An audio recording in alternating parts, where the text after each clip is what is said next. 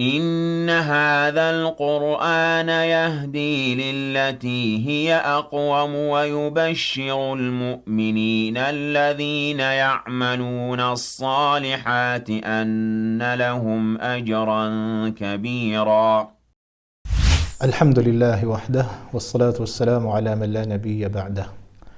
أبرون جابت لبا تشاغينا ماسو نوم سمك في النبي عيسى عليه السلام وبايتي با yesu. Inshallah tuli ku musomo ogusembayo ku misomo gyaffe egyo nga nsamukiriza tubeere nga tulaba omutwe okugamba nti yesu agenda kubeera nti akomawo ku lunaku olusembayo kugamba nga enkomerero eri kumpi kutuuka ajja kukomawo ku nsi nga twalaba nti yesu Allah subhanahu wa ta'ala yamusitula n'amutwala mu ggulu. Kati ajja kubeera nti adda ku yawmul qiyamah tennawa kutuuka ngeri kumpi kutuuka ajja kubeera nga abeere nga atuukiriza oba abeere nga akola ebintu ebyenjawulo nga akomyewo nga tugenda okulaba inshallah. Tugenda kutunuulira aya eri mu suratu Nisa aya 10:57 paka 10:59. Allah subhanahu wa ta'ala tugamba nti وقولهم إنا قتلنا المسيح عيسى بن مريم رسول الله وقولهم إنا قتلنا المسيح عيسى بن مريم رسول الله وما قتلوه وما صلبوه ولكن شبه لهم وإن الذين اختلفوا فيه لفي شك منه ما لهم به من علم إلا اتباع الظن وما قتلوه يقينا. الله تقام آيينو nti ekigambo kyabo abayahudi abagamba nti inna qatalna almasiha Isa ibn Maryam rasul Allah nti mazima ffe twatta Yesu mutabani wa Maryam. Abayudaaya beewaana nga bagamba nti ffe twatta Yesu. Kituufu abayudaaya baali banoonya Yesu nga bagala kukola ki nga bamutta. Ni Allah ayogera ku kigambo kyabwe ekyo kye bagamba nti mazima ffe twatta Yesu. Allah tugamba nti wama qataluhu tebamutta Yesu wama salabuhu wadde okubeera nti bamuteeka kuki ku musalaba tebakikola naye kyekyaliwo walakin shubbiha lahum ekyaliwo omuntu yabeefaananyiriza kugamba Allah subhanahu wa ta'ala ayina omuntu gwe yateekako ekifaananyi kya Yesu n'afaanana Yesu n'abalabikiranga Yesu era gwe baakolako ebyo byonna gwe batta ne bamuteeka kuki ku musalaba naye nga Yesu kennyini Allah subhanahu wa ta'ala yabeera nti amusitula waggulu nga tugenda okulaba. Era Allah agirana tugamba nti wa innal ladhina ikhtalafu fihi la fi shakkin minhu abo bonna kubanga okufa kwa Yesu abo nnyini abagamba nti bamutta bakola ki bakyawukanamu wakati waabwe kuba beebuuzaganya wakati waabwe nti bannaye abagoberezi ba Yesu baali basajja 12 omu kubo nga tebamulaba ne bagamba ekifaananyi era ekifaananyi kyekyo kibadde kya Yesu naye ate Yesu yennyini si yeye kuba bagenda okwetegereza omuwendo gw'abantu ba Yesu babadde nabo nga tegukola ki tegukyawera ekitegeeza nti waliwo omuntu awo Allah subhanahu wa ta'ala gwe yateekako ekifaananyi kya Yesu Yesu Allah n'akola ki n'amusitula.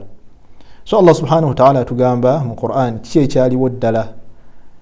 Allah era tugamba tuma qataluhu yaqina Yesu tebamutta byaddala tebatta Yesu wabula omuntu gwe batta ne bawanika ku musalaba yali mulala Allah subhanahu wa ta'ala gwe yateekako ekifaananyi kya Yesu Yesu n'akola ki Allah n'amusitula n'amutwala mu ggulu. Era Allah tugamba mu aya 158 suratu Nisa agamba nti bal rafa'ahu Allahu ilayhi wabula ekyaliwo Allah subhanahu wa ta'ala yabeera nti asitula Yesu n'amutwala waggulu amutwala mu ggulu era ne kati mulamu Yesu ali mu ggulu. Wa kana Allahu azizan hakima era Allah subhanahu wa ta'ala wakitiibwa era mugezi. Era Allah ayogera nga atugamba mu sura mu aya eddako eya 159 iyo nga gwe musomo gwaffe gw'okubeera nti Yesu agenda kukomawo.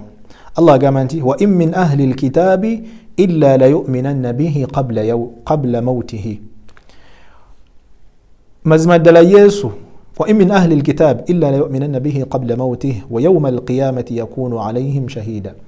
tewali muntu yenna mu bannannyini kitabo ba ahlul kitab abayudaaya n'abanasara tewali muntu yenna mubo illa la yu'minanna bihi okujjako okubeera nti agenda mukola ki agenda kukkiriza Yesu nga tannafa nga Yesu tannafa kitegeeza aya ntuvulamu nti Yesu agenda kukomawo ku lunaku lunaku ng'ekiyama eri kumpi kutuuka obanga olunaku lw'enkomerero luli kumpi kutuuka Yesu agenda kubeera nti akka era buli muntu ajja kumukkiriza olukkirizo olutuufu mu bannannyini kitabo. Bannannyini kitabo be baani?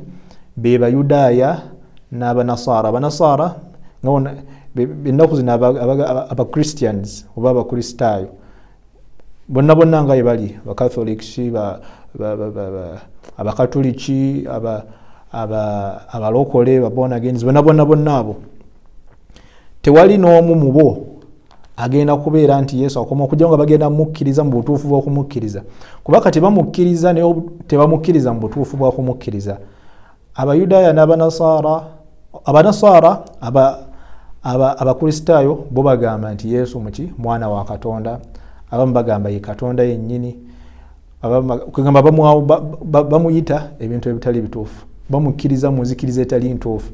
Naye mu kiseera ekyo bagenda mukkiriza kuba ajja kujja kennyini abeegambire nti nze ndi muddu wa Allah era ndi mubaka wa Allah. Yesu muddu wa Allah era mubaka wa Allah, yenzikiriza entuufu. Era buli muntu agenda kubeera nti akkiriza nga Yesu tannaba kubeera nti afa, kuba Yesu naye muntu si Katonda. Asobola kuba atya Katonda ate nga bamuzaala, kiba nti ajja kubeera nti afa naye. Kati ne Allah atugamba nti in min ahli kitaabi illa la yu'minanna bihi qabla mawtihi. Tewali mu bantu byonna mu bannannyini kitabo okujjaho ng'agenda kubeera nti akkiriza Yesu mutuufu okumukkiriza nga Yesu tannakola kiti, Yesu tannafa. Wa yawma alqiyamati yakunu alayhim shahida. Sekyo kyokka ku lunaku lw'enkomerero Yesu agenda kubeera nti mujulizi eri abo abamukkiriza ebituufu n'abaagaana omumukkiriza. Abamukkiriza ebituufu be baluwa? Be bakkiriza nti Yesu mubaka wa Allah era muddu wa Allah. Yali mubaka nga babaka abamusookawo. Era muddu wa Allah kuba yali asaala, yali asaba, yali asiiba. Katonda tasobola kuba nti asaba. Katonda talina gwasaba, naye kati Yesu yali asaba, yali asiiba. Kitegeeza ye muddu wa Allah, byonna yali abikolera Allah. Kati abamukkiriza ebituufu be bamukkiriza nti ki muddu wa Allah era mubaka wa Allah. Era ajja kuba mujulizi kubo nti abo banzikiriza ebituufu. Ate era ajja kujulira nti abo bakola ki? Bannimbisa, bampitamu mwana wa Katonda, abamu ne bampitamu Katonda, abo. Yesu agenda kubeera nti ajulira nti abo babeera nti bannimbisa, bangwetekako, bampaayiriza ebintu bye saakola ki? Bye saaleeta. Nabwe kityo mu bufunze tuyizeemu mu aya zino nti kisooka Yesu agenda kubeera nti akomawo ku lunaku lw'enkomerero terunnatuuka, wabula mu nnaku ezisembayo ng'olunaku lw'enkomerero luli kumpi kutuuka. Yesu ajja kubeera nti akomawo, era enzikiriza entuufu ey'Obusiraamu tukkiriza nti Yesu agenda kudda era mubaka wa Allah era muddu wa Allah. Hadha wallahu a'la wa a'lam wa barakallahu fikum.